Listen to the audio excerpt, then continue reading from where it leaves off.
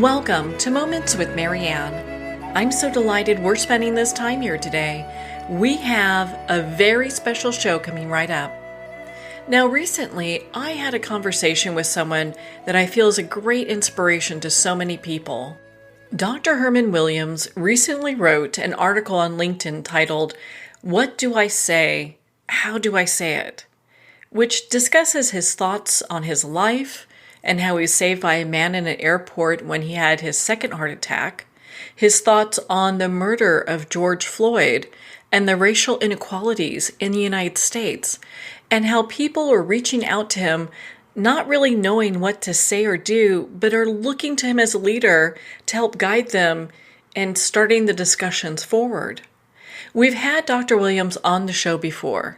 He's a managing director of BDO Nashville Healthcare Advisory Practice and is a leader in the BDO Institute for Healthcare Excellence and Innovation. He has extensive experience as a senior hospital executive with healthcare expertise that includes the management and operations of large and small scale national clinics and hospitals. Dr. Williams' successful leadership has resulted in achieving the highest and safest levels of quality inpatient and outpatient care.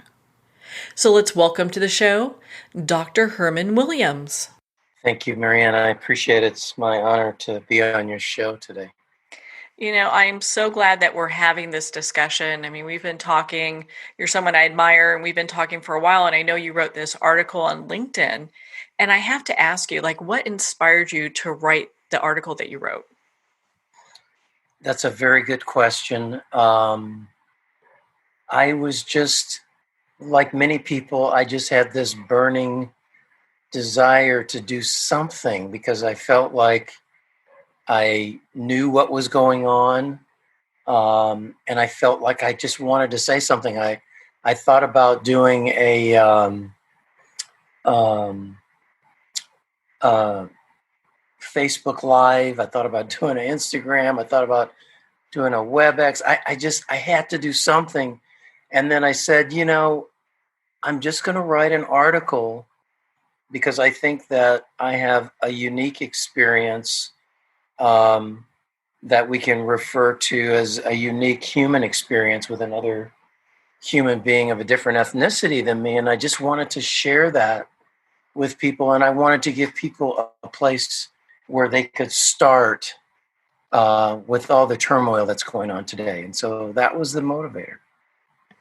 Well, your article is written, the title is, "What Do I Say? How Do I Say It?" And I think that's so important right now because a lot of us are a little confused on what's the appropriate thing to say at this time. Mm-hmm. Yeah. And I would just start out by saying that the fact that you're willing to speak is the first step. And all I say is if you speak with your heart and speak with compassion and openness to learn what's going on, if you don't know what's going on, or if you understand that there are differences of opinions and to be open to understand what's going on, then nothing is wrong. You just have to speak with your heart. There are a lot of people that are saying things that really don't know what's going on, or they're saying things with not a sense of openness. And maybe we can talk about that today. But I mean, I've learned a lot myself. I consider myself incredibly knowledgeable. I've had quite a bit of schooling. I've got 2 graduate degrees and 1 doctorate, and still, I've learned so much this week because of my willingness to be open and to learn and to listen to other people's thoughts and comments. So. I agree with you. I mean, I've learned a tremendous amount as well. And, I think that's part of the reason why so many people may stay silent because they're trying to figure out, okay, I'm learning all this information. So, the fact that we're starting a dialogue, where do we go from there? Right. And what's really fascinating for me is being a man and, having all the sort of stereotypical myths about males not being affectionate with each other and not being expressive with each other, I find that I'm surrounded by a bunch of men who both, all ethnicities, white, black, Hispanic, whatever. I've gotten several calls, and I put one of them in the article. I got a call from a guy who just happens to be a good friend of mine, but he was also a former boss, and I think that's important. We had a relationship, um, a hierarchical relationship. So I have respect for him as a boss, but later we became friends, and I hadn't heard from him. And he called me, and I'm thinking, okay, maybe he's looking for a job. Maybe he's, calling because he needs some information, or whatever it is. I'm sure it's genuine, and I'm happy to help. But he just says to me, "Man, I called you for one reason, to tell you I love you." And I mean, I could feel that warmth rush over my body, and I could feel, I'm very labile and very emotional because of the things that have happened to me. And I could feel sort of the tears well up in my eyes because of how beautiful that was, that through all the turmoil, he just started out, look, I want to qualify. I don't care what comes after this, but I want to start off with telling you I love you. Oh. And it was beautiful because I said, man, I love you too. And I'm so glad you called, because I've been calling people.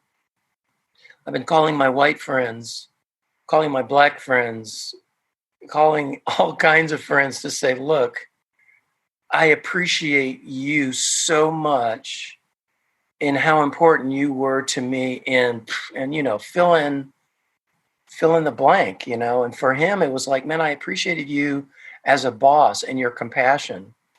um, I got another call from another individual guy, a white guy, who I said, man, you were my savior while we were at work, because I knew I had somebody I could go down to his office and close the door. This was right when Trump had just been elected. And I just said, I need somebody to bounce something off, to find out, am I seeing this wrong? And we just developed this bond.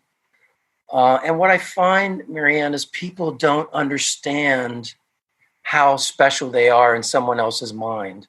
And that's why I said, I'm going to write this article to tell people, just reach out to someone and say, I love you. I appreciate you, man. Thank you for being there for me. And it's really kind of started a ripple effect. Um, and what the most beautiful thing for me is to see comments from all sorts of people going back to, I guess as far back as 2000, even some people actually from my high school. One person said, Herman, you were always, a compassionate person, and you were always a leader in my mind. Things like that we don't know that how people felt about us. And so I think it's a start to generate this sense of, we do care about each other, and let's just level the playing field. Now let's talk about the difficult issues. And so that was really the genesis of the article. Do you feel that people are really starving for this type of connection right now? Absolutely. Absolutely. And as we talk, I'm just going to share for you and your listeners conversations that I've had. I mean, I had a guy call me today. He says, look, I just wanted to talk to somebody. I don't know. I didn't know where to start. And everybody's feeling that same thing. I want to say something. And the other thing he said to me is, Herman, I really believe that people are basically good.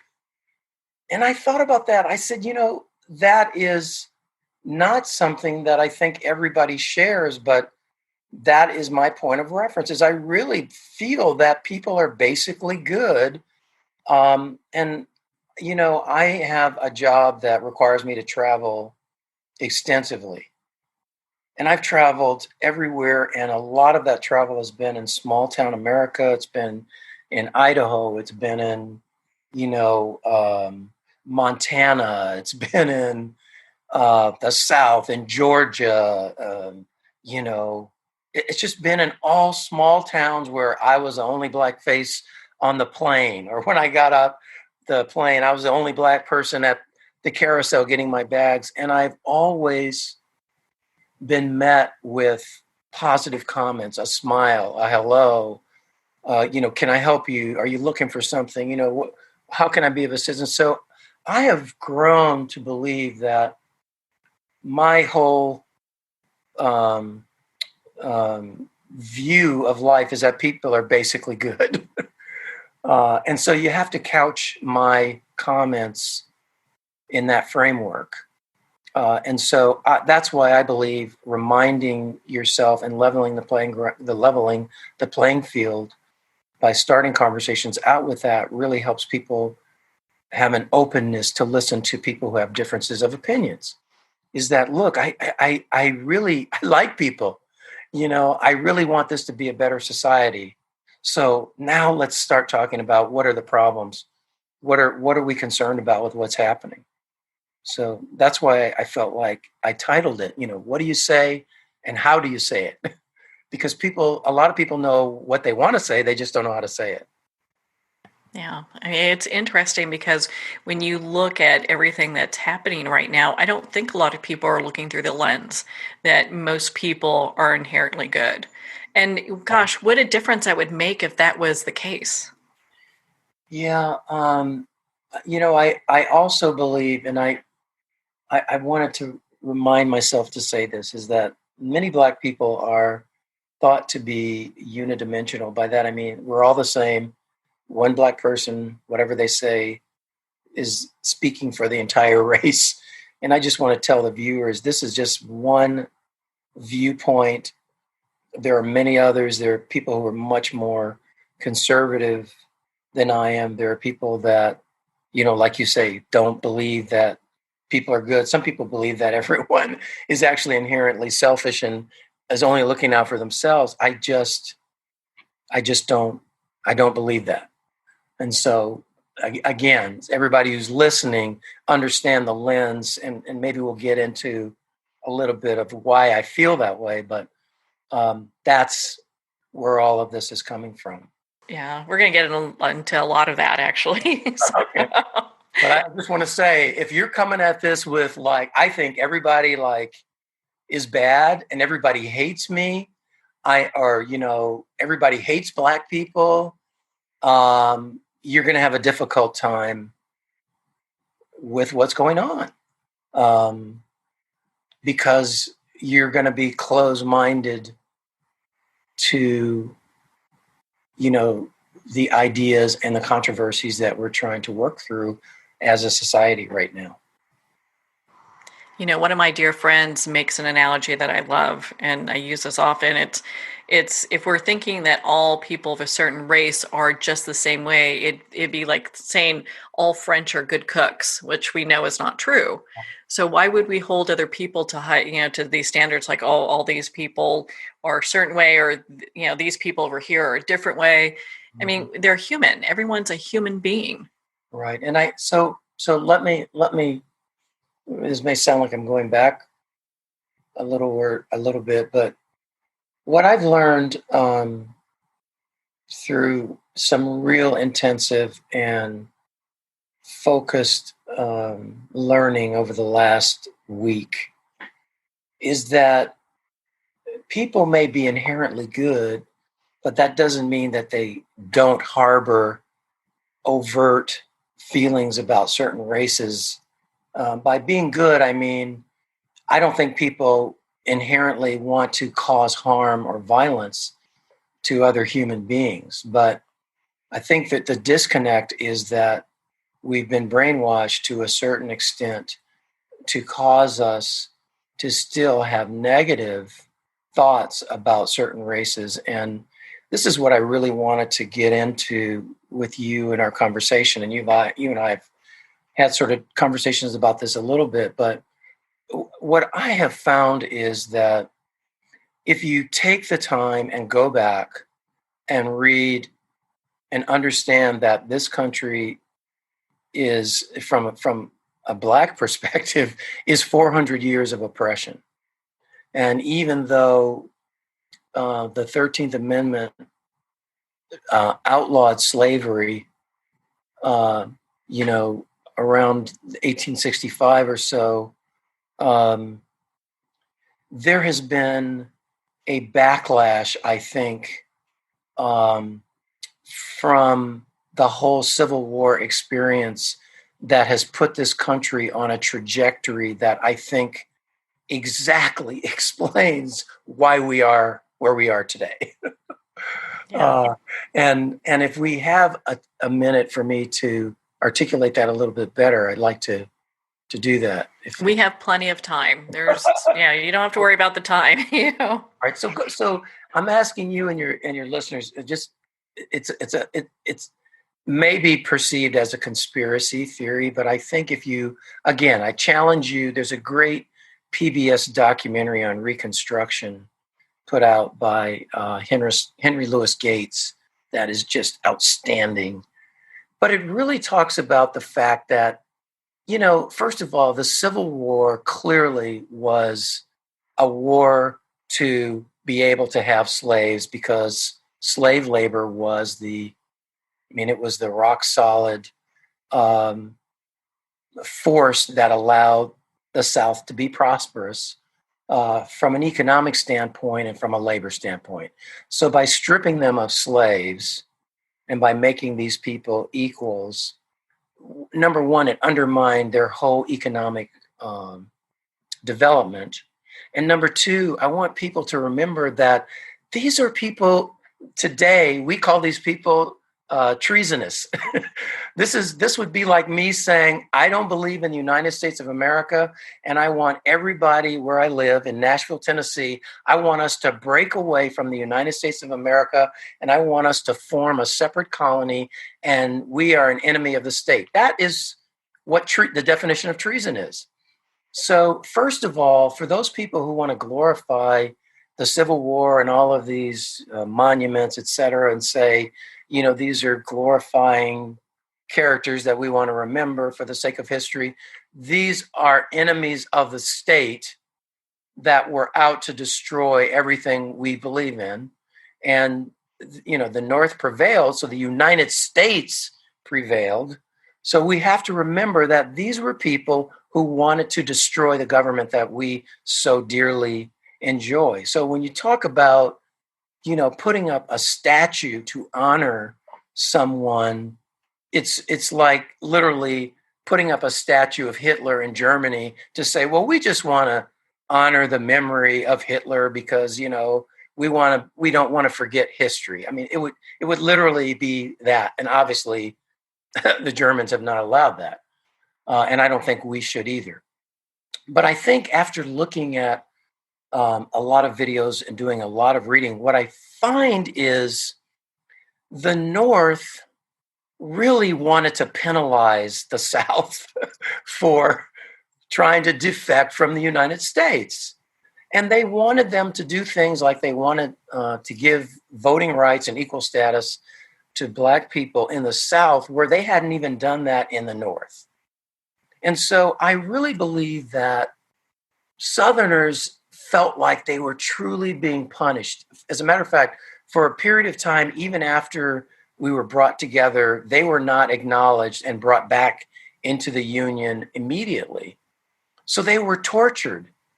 And if you add that torture and that anger and that hostility with recognizing that the very people that you had enslaved now have equal status, they can vote, they can run for office, they can be judges.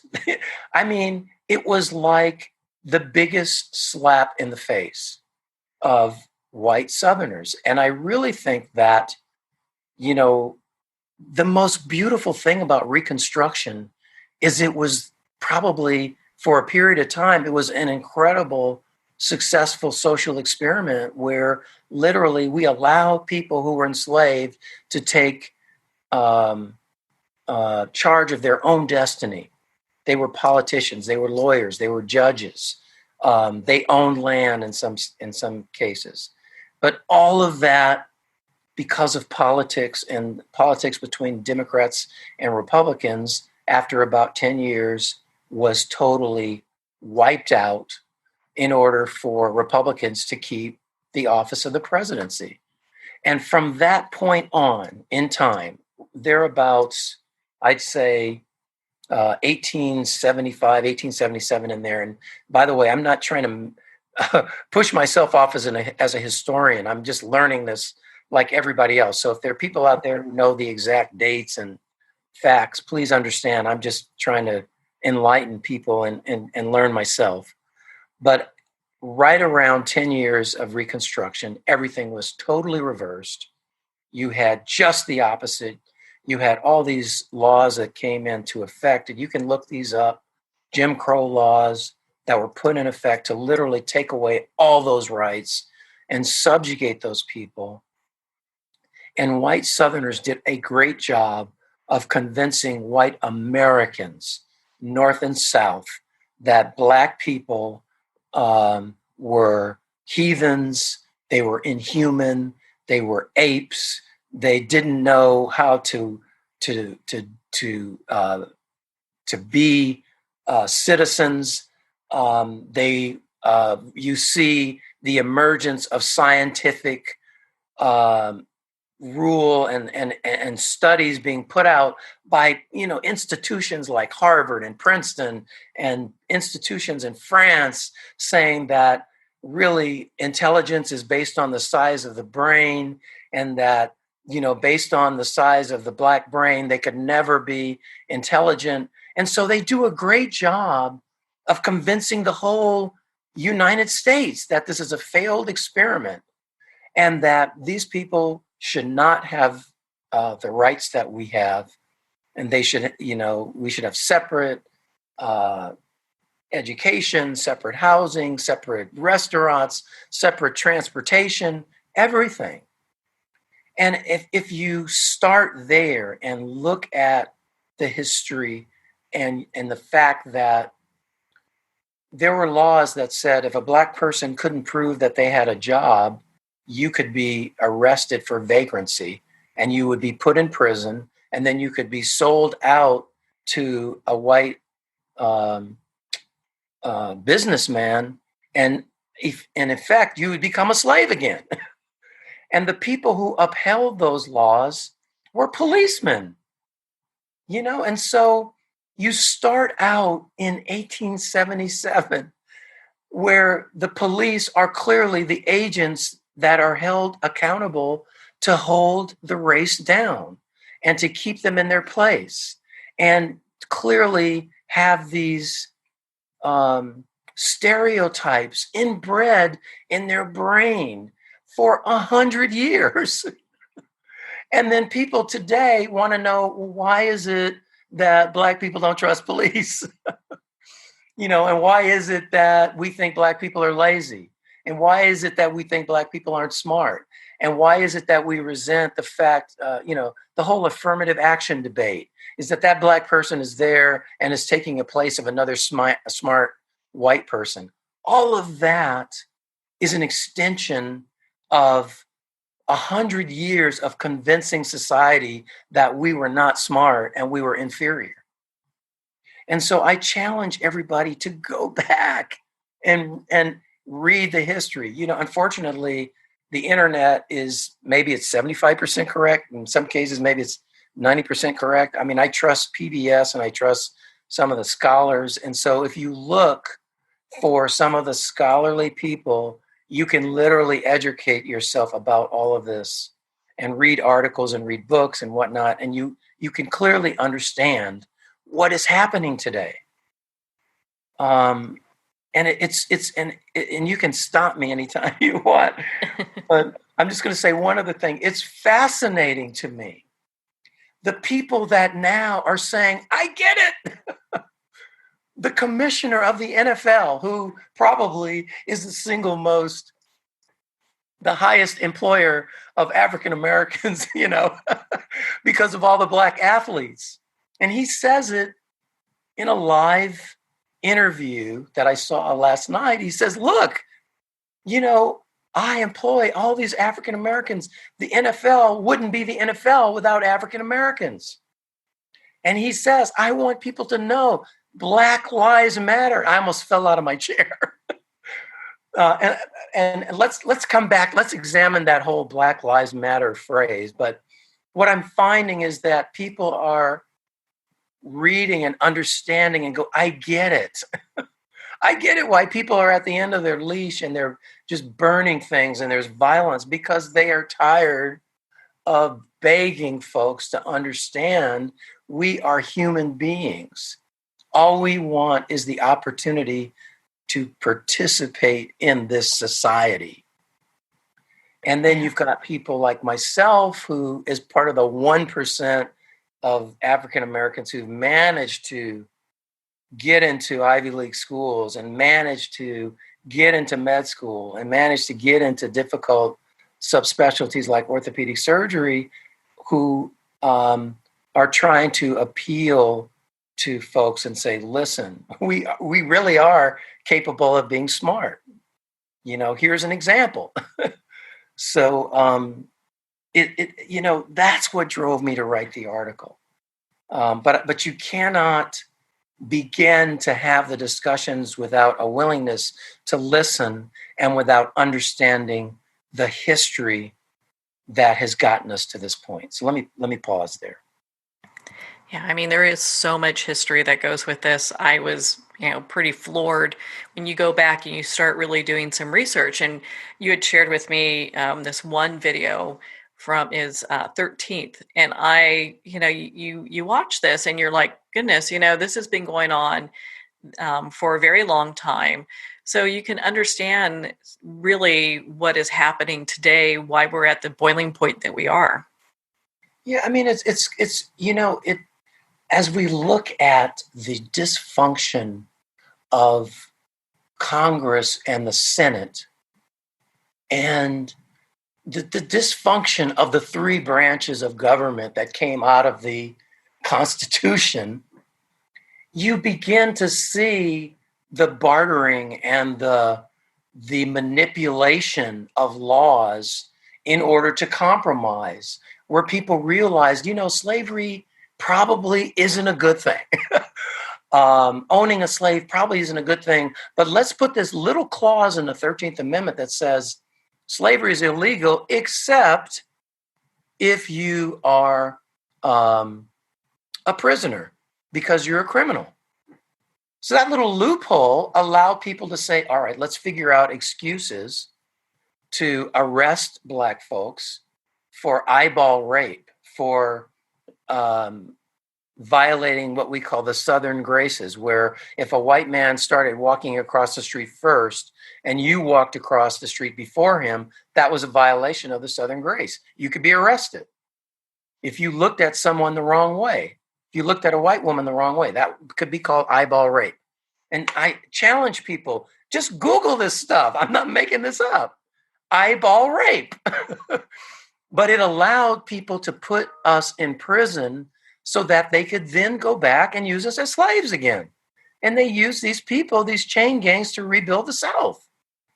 And it's sort of like this unresolved hatred for America for taking away the right to own a slave and really punishing us, is that I think the South has never gotten over that. And these people that have Confederate flags that say, well, it's just, I'm a history buff, that is BS.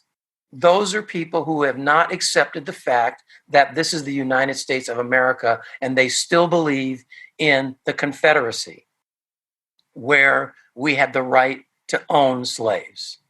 Those are people who are still pissed that I have to sit at a store or at a restaurant and I have to be there and they have to allow other Black people. I can't go somewhere where Black people aren't allowed. I mean, that is embodied in this whole infatuation with the Confederacy. And again, you don't understand that, and you buy into this whole myth mythology of the Confederate flag and the statues if you don't know that it came out of this hatred.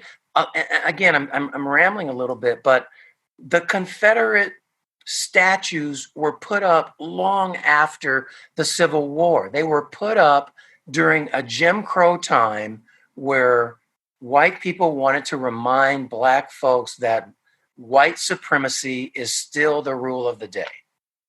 And we say that, but then we flip over and you see the acknowledgement of one branch of the armed services came out and said they're going to try and take all the Confederate propaganda and get it out of their system, because they've acknowledged the perpetuation of these traitors. And the United States Army says, no, we're not going to even consider that. So you imagine, I'm a Black man. I am a former, I have an honorable discharge from the United States Army. And imagine I'm doing my training at Fort Benning, who's named after a Confederate general, who, by the way, was an incompetent. He wasn't even a Confederate general that we want to remember. The guy was incompetent. They say he was responsible for many of the losses of the South that led to the North winning the Civil War. But it was a way for the Army to get forts and to get installations in the South. It was an appeasement. Okay, if you want to set up a military institution, you need to call it a Confederate general, and we'll let you do it. And they said, okay, I don't care. What's in a name? Well, yeah, now we know what's in a name. So again, read the history, understand why we've had almost 10 days, 10 days, of protests that seem to just keep gaining more and more momentum. Yeah, I mean, and it's interesting. I grew up in California, have lived in Colorado, and recently moved to North Carolina. And during the 2 years I've been here, I've been called a Yankee by a hairdresser. And one of the parks that I love to go walking by, if you go, keep going, I think it's like north of the park, there is a property that has a huge Confederate flag there. So these things are completely foreign to me. And to show up in a place where I find these, this kind of mannerism really distasteful and it's bigotry in many ways, it just is really interesting how, some of the Southern feelings are still so raw, and at some point we need to reflect on why people are treating people a certain way or presenting themselves a certain way, and maybe asking these different questions like, what can I do to build a better country? How could I change my perspective? And maybe what I've been taught to believe all this time is not true. I think it's a combination of the fact that the South never got over losing the war, and the fact that the North wanted to punish them for wanting to succeed, and the fact that the genius of the white supremacists of the day who said, look, if we can get all white people to understand why we enslave these people because they are not smart and they can't function in society. And oh, by the way, they will rape and pillage our women. And they literally were afraid that they will take over and we'll all be mulattoes and the white race will become extinct. It was really a white nationalist fear, and it's been propagated so effectively that we still have vestiges of it today. And now, I think it's a beautiful thing of all, I hate to use this word awakening because people have sort of made ridicule of it about being woke, but it really is. There are a lot of people as a result of what has happened, are seeing, they're saying, wait a minute, this is tied to the whole notion that this race is inferior and that they are inherently more violent and they're bigger, and it takes 10 of us to get them down, and black women are strong, and that's why we belly flop them on the ground with these big policemen, because we know they're so strong, they've survived through all of this torture we've given them. So this is the force we have to use to handle these people. And when you think about it, it makes all the sense in the world. And the only way we are going to get beyond this is to begin to recognize that Black people bleed like everybody else, that, Princeton's number one student this year was an African-American male for the first time in the history of the school. That, we are smart, that there are lots of inventions and things, that this country was built on the back of our labor, and a lot of our inventions, if you think about Charles Drew, who invented, the way to store blood plasma, which changed the course of World War II. I mean, so there's so much evidence that we are just like everybody else, but we're not treated like everybody else. And that gets us to the very simple notion that Black lives matter. And I saw something on TV today. When someone says Black lives matter and someone says, well, all lives matter, it's like saying, well, my mother died, and someone saying, well, everybody dies. The point is, Black Lives Matter is not intended to be exclusive. It's intended to identify, this is the only group that doesn't appear to matter. And again, people like Rudy Giuliani, who I think was the one who coined the Blue Lives Matter, people get so defensive when they hear anything Black that their immediate defensive reaction is, well, wait a minute, Blue Lives Matter too. And of course, we know that. That's the obvious. We don't need to state the obvious. We need to state what isn't obvious, that apparently the only people in our society who don't matter are the race of people who were enslaved in this country and treated a certain way because they were thought to be inferior. And that is uniquely African American. Now, there are other people who spill over into that, because it now becomes, really it's not Black people, it's person of color. And Marianne, it's person of color because I can't look at you and tell whether you're African American or not. All I can do is say, well, if Black people are inferior, all people of color must be inferior too, because you look like them, right? And so it explains why, people who come from India have the same problem. It explains why, people who come from other parts of Africa have the same problem, because of the unique experience that African Americans had, and it translated over. Dr. Williams, thank you so much for taking the time to explain Black Lives Matter to us. I think it's important that everyone has an understanding of what that really means, and a lot of times people just don't even know where to go to ask these questions. So on that note, we are going to pause here to take a quick break. You've been listening to Moments with Marianne with special guest, Dr. Herman Williams. We'll be right back after these messages.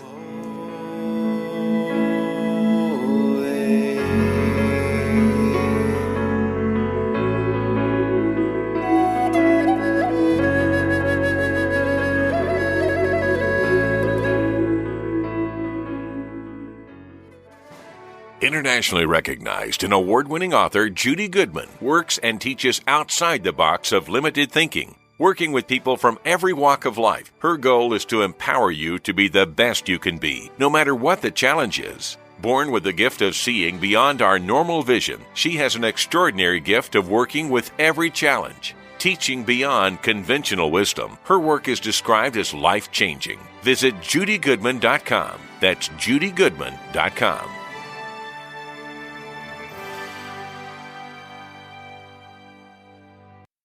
There comes a moment when you realize you're somewhere special, when you discover that each beautiful creature that you see has been rescued from a life of absolute horror and brought to this incredibly free place. Here's where their lives were forever changed and where yours will as well. Discover over 500 tigers, bears, and lions at the brand new visitor center at the Wild Animal Sanctuary just outside Denver. For more information, visit wildanimalsanctuary.org. Discover true freedom at the Wild Animal Sanctuary.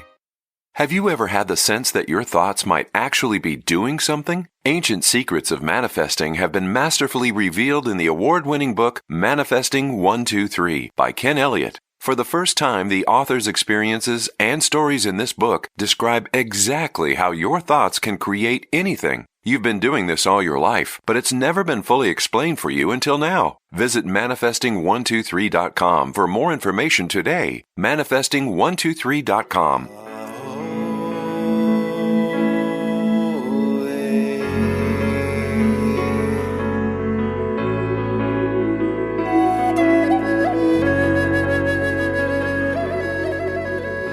Welcome back to Moments with Marianne. We're here today with special guest Dr. Herman Williams.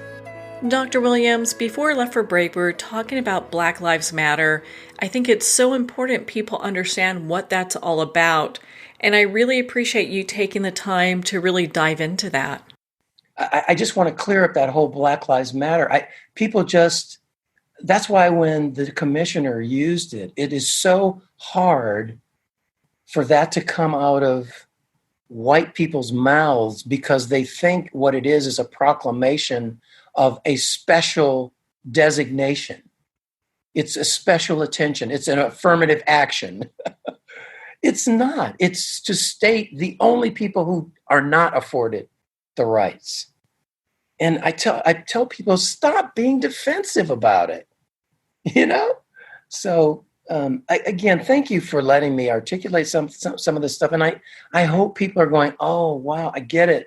I see, and it'd be nice if we had some dialogue with other folks who maybe have opposing or different views. But I think it's just so it comes back to that whole notion of how you feel about the Black race in general and them as part of this society.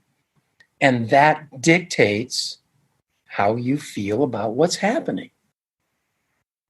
Yeah, I think a lot of people are going through a deep education right now in how African Americans feel because, most people go throughout their day and don't consider these kind of things. They may say, oh, I'm just driving around, no problem when the police pull me over, whatever. But it could be a very different experience for other people.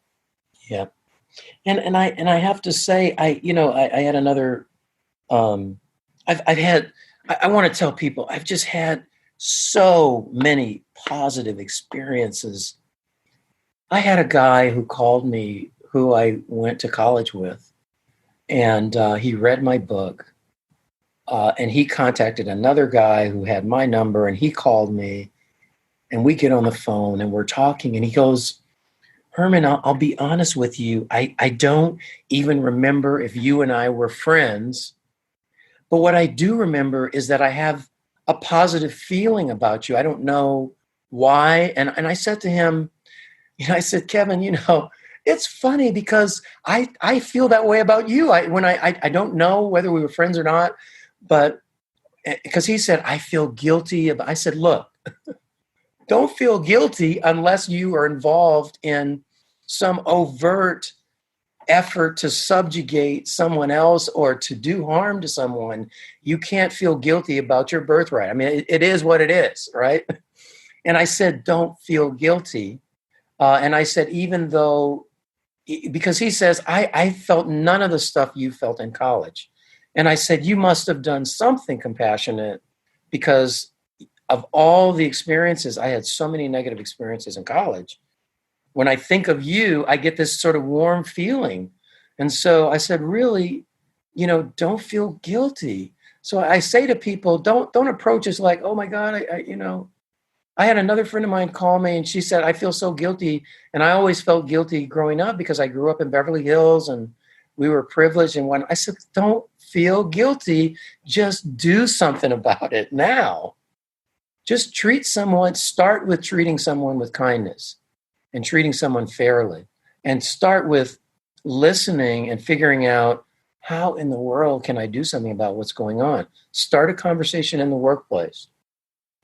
And if nothing else comes out of this, somebody may have a different feeling, who's in power to hire an African-American person and say, you know what, I never thought about it, but I'm going to just think a little bit more about that applicant in a different way than I've ever thought.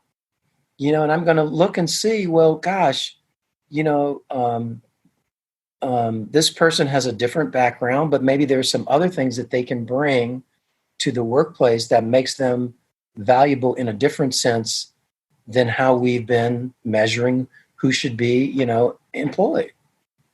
So don't feel guilty.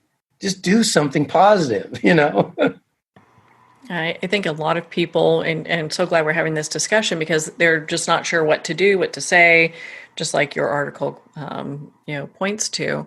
And you touched on something that I'd like to kind of unpack here a little bit. You talked about having some really difficult experiences. Have you personally experienced racism? Oh, yes, of course. Absolutely.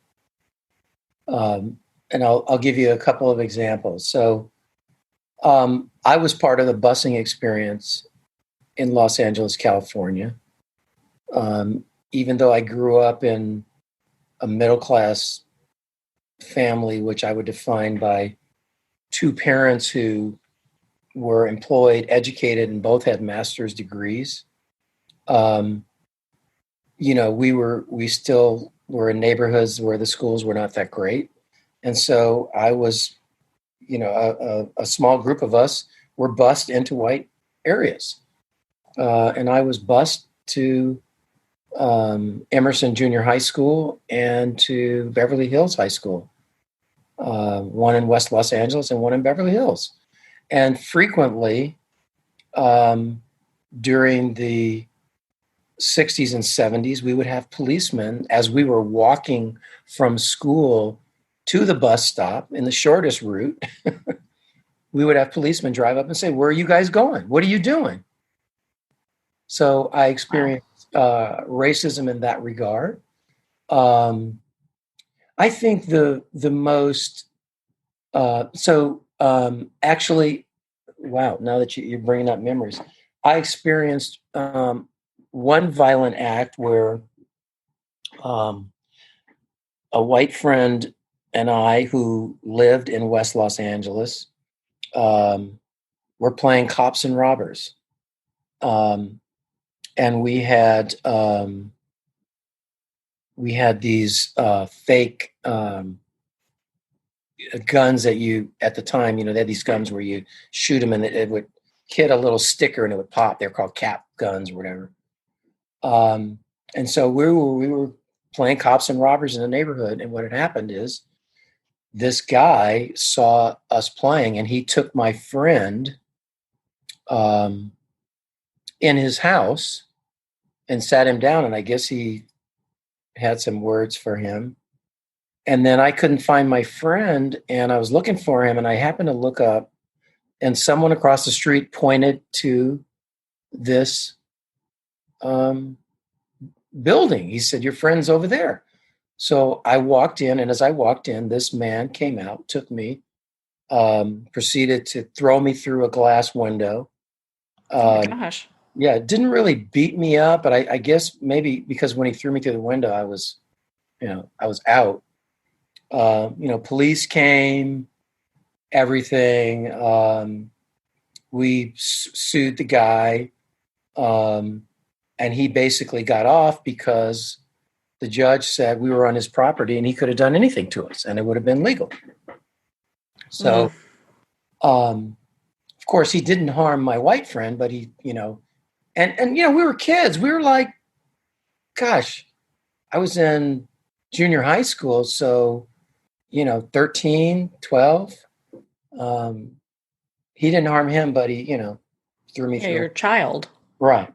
So I've experienced things like that. I've experienced racial profiling, but I think the absolute worst act of racism that I've experienced is my high school counselor.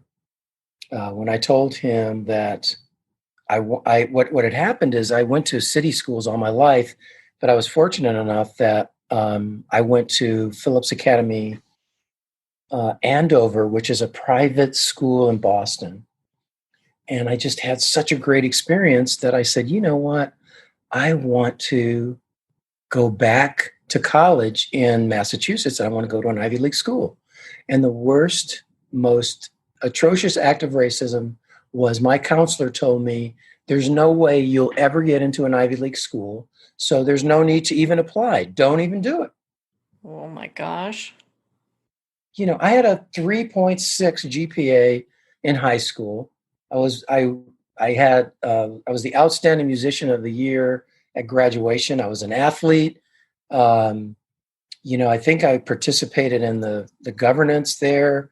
I was an outspoken kid. And so there was no reason why he had the feelings that he had. And thank God, my parents told me, you can do anything you want to do. And so I applied to Amherst College, which at the time was the number one school and may still be the number one or number two by USA World News Today.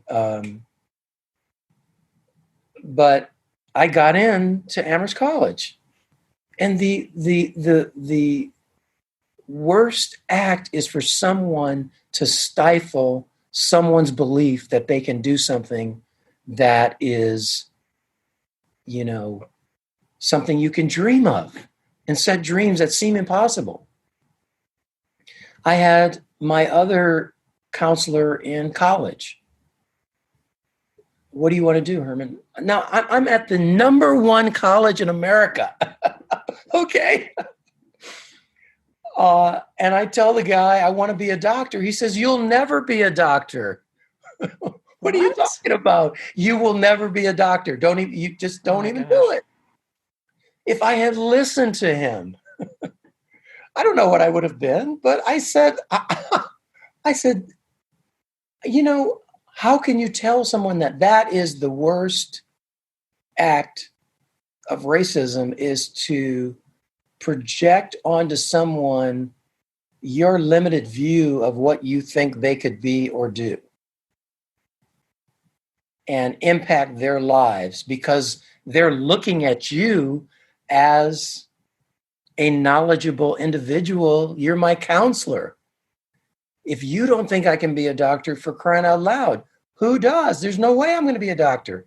My counselor just told me I'll never do it. So, I think even though I haven't experienced a lot of violence, I have experienced violence. I have experienced racial profiling, and I have experienced, stigma and racism by people trying to deter me from being the best I can be for this society. And I think that is just a huge crime. Now, I have also experienced the most miraculous things in life from white males, including one man, Bill Mixon, who saved my life and performed CPR on me. And so again, in the article that I wrote, I talked about thanking Bill for the gift of believing that there is hope. Because in order for things to change, you have to believe and you have to have hope. And the fact that he told me, Herman, when I saved your life, I didn't think, this is a black man. Do I want to give him CPR? I said, this is a human being who just went down. And in a millisecond, he did something. And so I want to tell listeners, this is a positive story, but we've got to feel the pain of what the other 85% or so of African Americans who haven't had the experience that I've had. People say, well, things have changed. Yeah, things have changed. We've had a black president, but we've also had the worst president after that black president.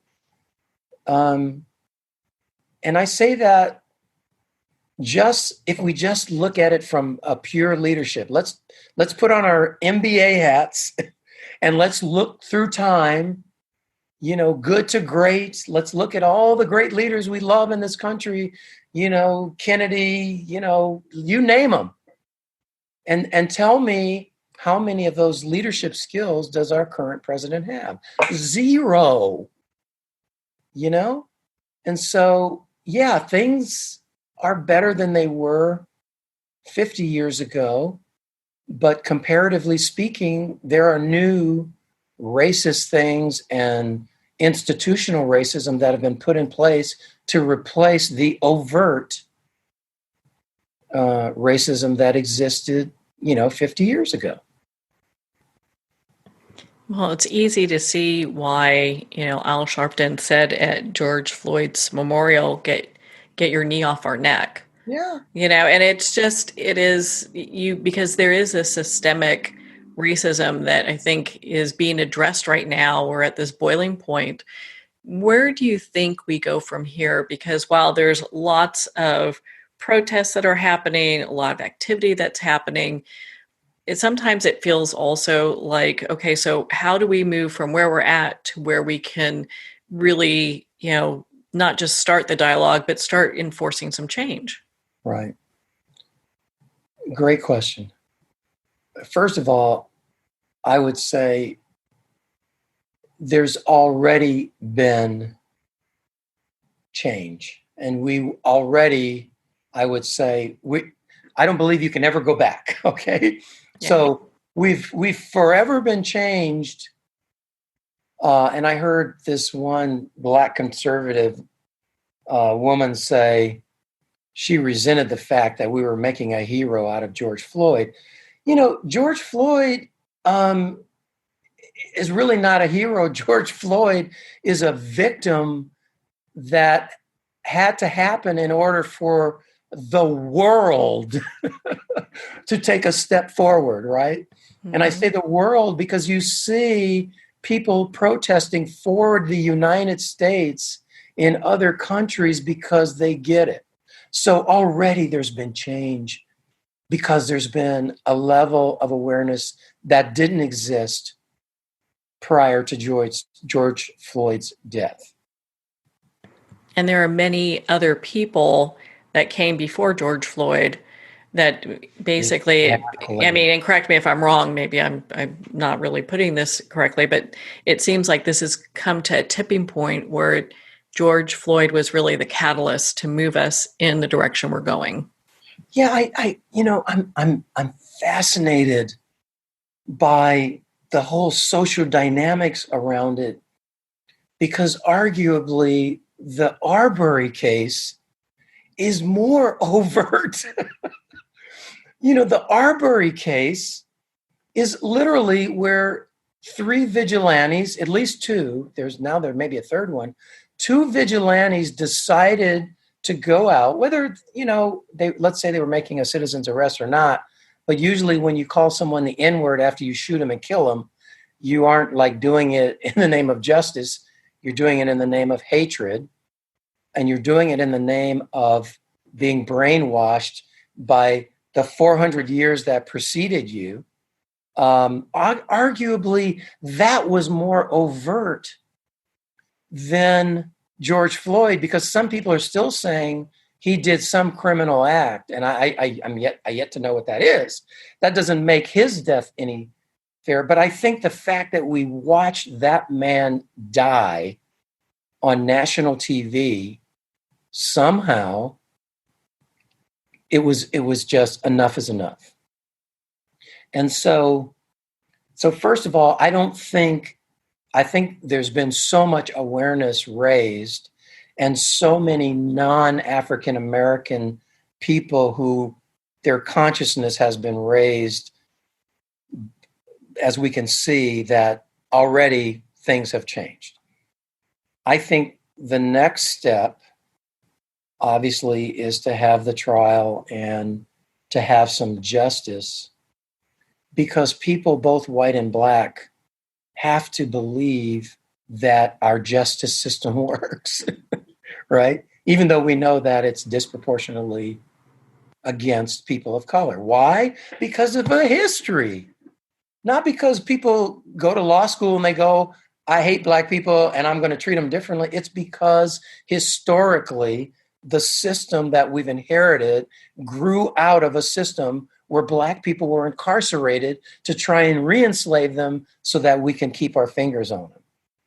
So we have to get justice, and then we have to figure out, okay, how can we begin to try and identify these institutional racist mechanisms and see how we can modify those so that we can make things fair. Yeah. And you know, I think the violence has got to stop, but you know, we're at war. This is a war against racism, and there's collateral damage. And George Floyd is collateral damage. The elderly man that was knocked and cracked his head is collateral damage. There are 3 police officers who are killed. All of these people are part of this whole process that we have to go through until we reach some equilibrium and understand that violence is not the way. And once all that stops, then we can have, you know, some productive conversations. But, you know, let me just make a couple of other points. The sad part is 2 of those police officers, I think one of them was his 2nd day, one of them was his 4th day on the force. That guy is going to go to jail because he probably was afraid to speak up. And I think one of them did. And the police officer said no. And a friend of mine who's in the Army, he said, this is a chain of command. You don't tell your sergeant, could you get your knee off the guy's neck? He can't breathe. I mean, if you make with due respect, sir, would you mind if we turned him over on his back? No. Yes, sir. So those guys are casualties of this thing also.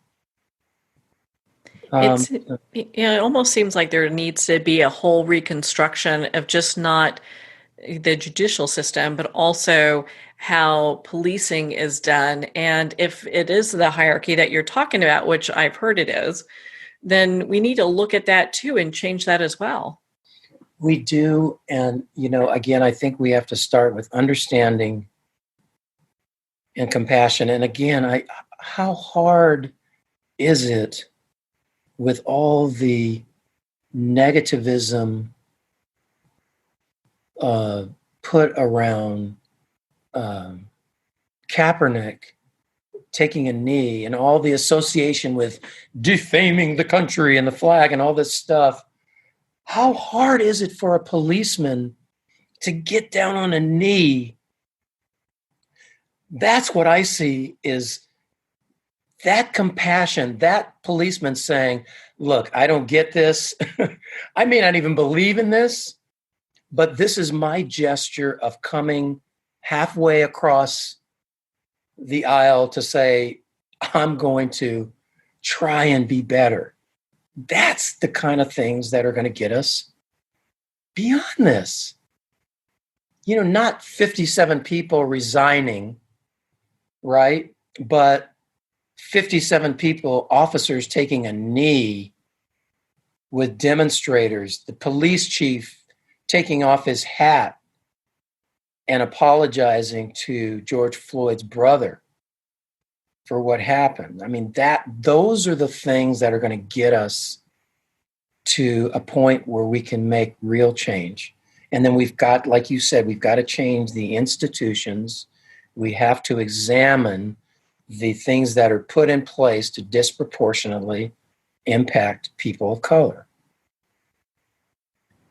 And, I'd even take it a step further. I know when we have police officers that are on the streets for years and years and years, I mean, they're at a disproportionate high rate for suicide and PTSD because of secondary PTSD. We need to look at the mental health of our police officers Yeah. and not make it like this shameful thing. In some departments, if they go to seek help for PTSD or because they've seen a tragedy, they could get fired. Yeah. And so we've got that all wrong. Yeah. I mean, I think we need the police. We need to trust them. I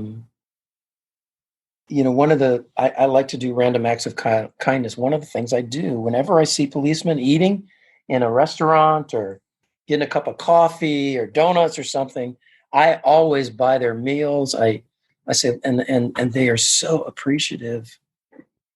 And I do that because I want them to see that we do care about them. We do appreciate them. And I hope that if they encounter another Black person, they remember, you remember that Black guy that bought us our dinner that day, I mean, I just think that it has a ripple effect. And so I don't want to leave the policeman out. We're all victims of our past. Black people are racist against Black people because of our brainwashing. So no one is innocent here. But inaction is just as guilty. If you're enjoying the benefits and you're not doing anything, it's like saying, I think it's okay. So, I think what I say to people, examine what control you have. If you are an executive, if you're a leader, if you're over a group of people, try and use that leadership and your influence to make a difference. Tell people you care about them. Try and be compassionate. I think that's another way out of this, is just compassion for human existence, compassion. If you feel like you need to protest, do that. I can't protest because I'm at risk for COVID. I'm just, part of the population that is significantly at risk. And so otherwise I'd probably be out there protesting.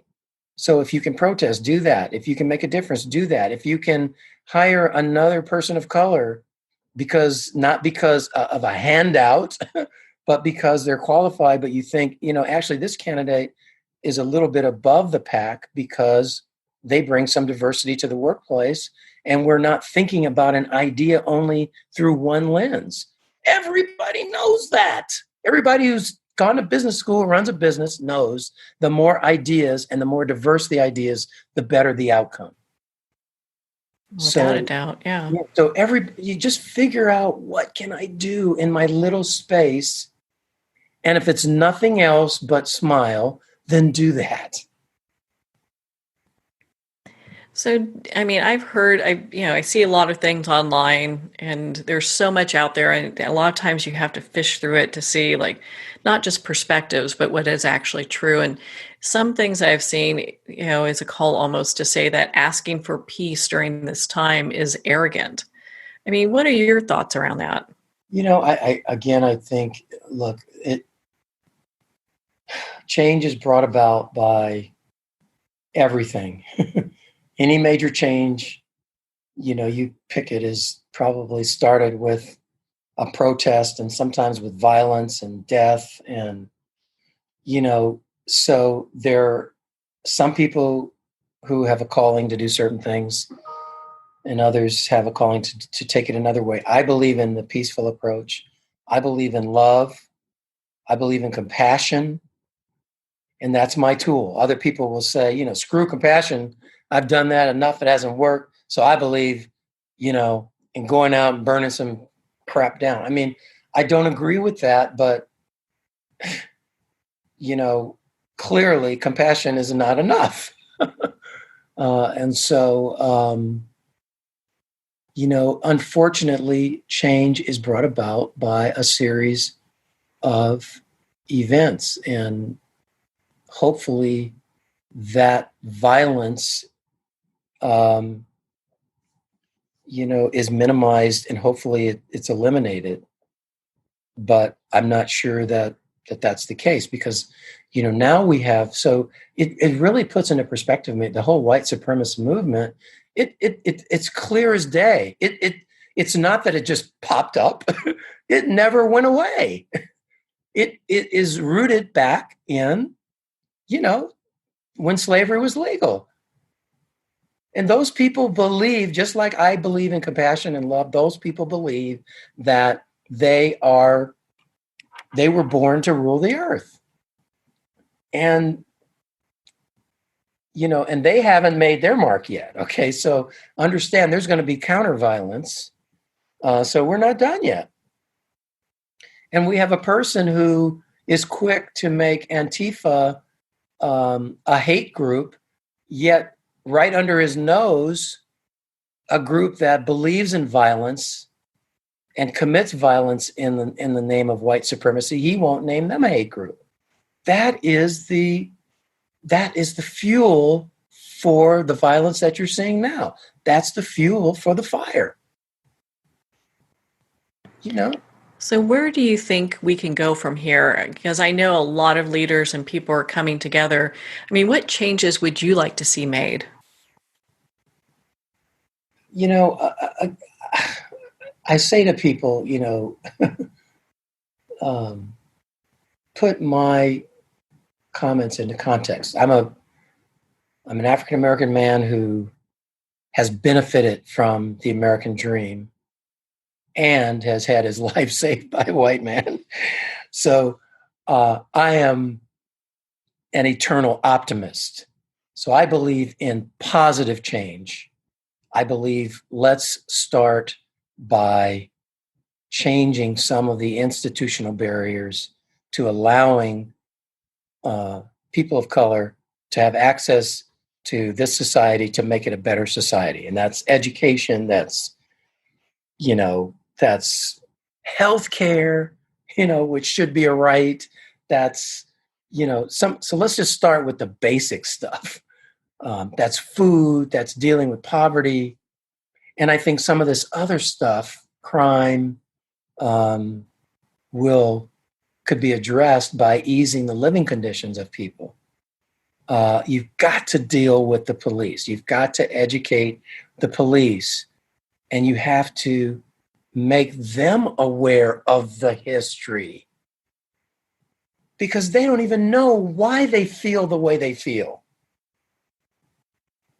And so I think you've got to deal with the police, because the police are the ones that are given the single job of enforcing the societal rules.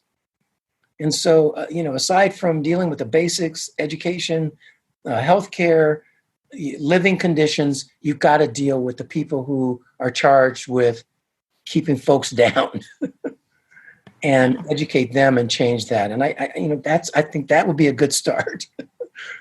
But everybody can act at their own level. So don't just do that. Do whatever you can. In the meantime, have conversations. Tell people you care about them.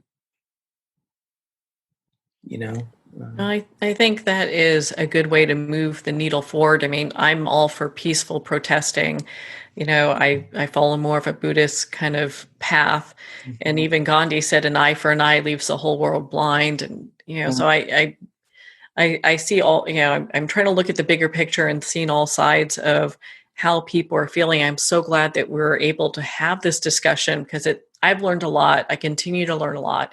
And I think our listeners are as well. So, thank you, Dr. Williams.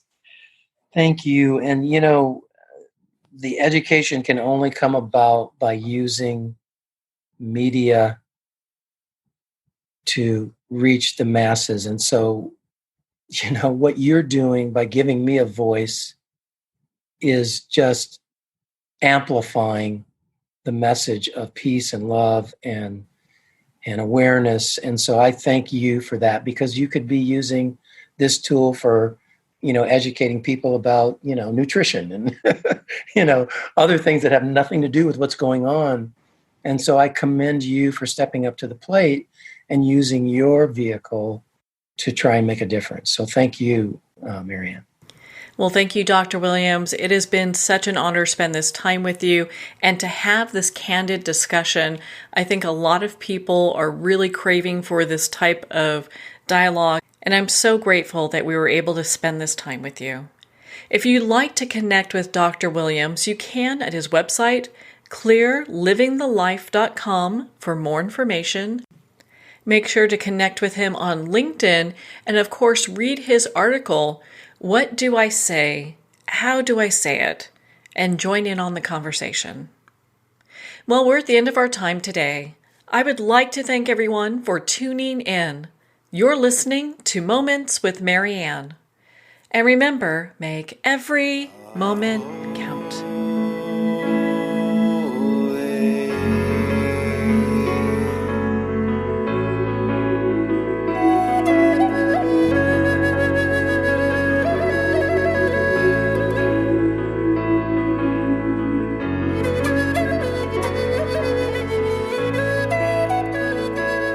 In a single moment, your life can change. Moments with Marianne is a transformative hour that covers an endless array of topics with the best of the best. Her guests are leaders in their fields, ranging from inspirational authors, top industry leaders, and business and spiritual entrepreneurs. Each guest is gifted and a true visionary, a recognized leader in her own work, and while teaching others to develop, refocus, and grow, Marianne will bring the best guest and sometimes a special surprise. Don't miss this. You never know just which moment will change your life forever. Moments with Marianne airs every Sunday, Monday, Thursday, and Friday at 8 p.m. Eastern and 5 p.m. Pacific Time. Make sure to tune in and visit momentswithmarianne.com for more information.